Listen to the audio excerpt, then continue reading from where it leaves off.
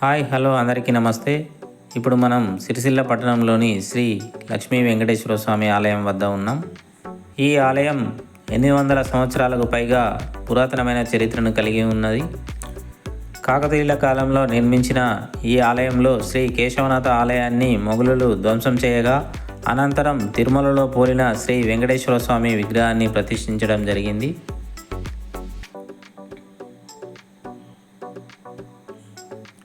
ఈ ఆలయంలో ప్రతి సంవత్సరం అశ్వయుజ శుద్ధ సప్తమి నుంచి వారం రోజుల పాటు శ్రీవారి బ్రహ్మోత్సవాలు ఘనంగా నిర్వహించడం జరుగుతుంది.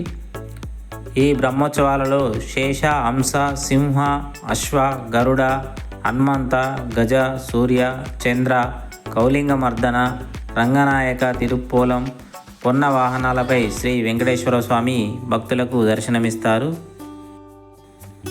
తిరుమలలోని శ్రీ వెంకటేశ్వర స్వామిలాగా సిరిసిల్లలో కూడా పురవీధుల్లో స్వామివారిని ఊరేగించి భక్తులకు దర్శనమివ్వడం జరుగుతుంది. శ్రీ వెంకటేశ్వర స్వామి వారి బ్రహ్మోత్సవాలకు రాష్ట్రంలోని నలుమూలల నుండి వేల సంఖ్యలో భక్తులు తరలివచ్చి స్వామివారిని దర్శనం చేసుకుంటారు. స్వామివారి బ్రహ్మోత్సవాల సందర్భంగా ఆలయాన్ని చాలా సుందరంగా అలంకరించడం జరుగుతుంది.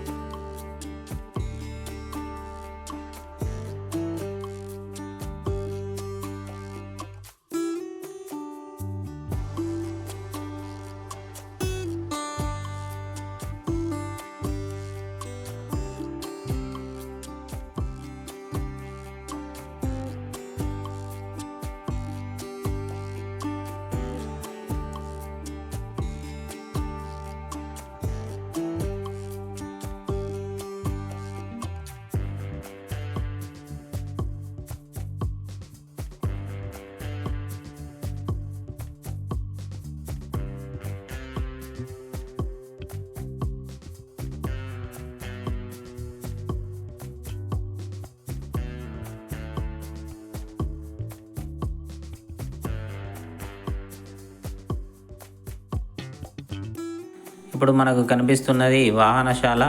ఈ వాహనశాలలో స్వామివారికి సంబంధించిన చాలా వాహనాలు ఇందులో భద్రపరచడం జరిగింది. చాలా పురాతన కాలం నాటి వాటిని కూడా ఇందులో చూడవచ్చు.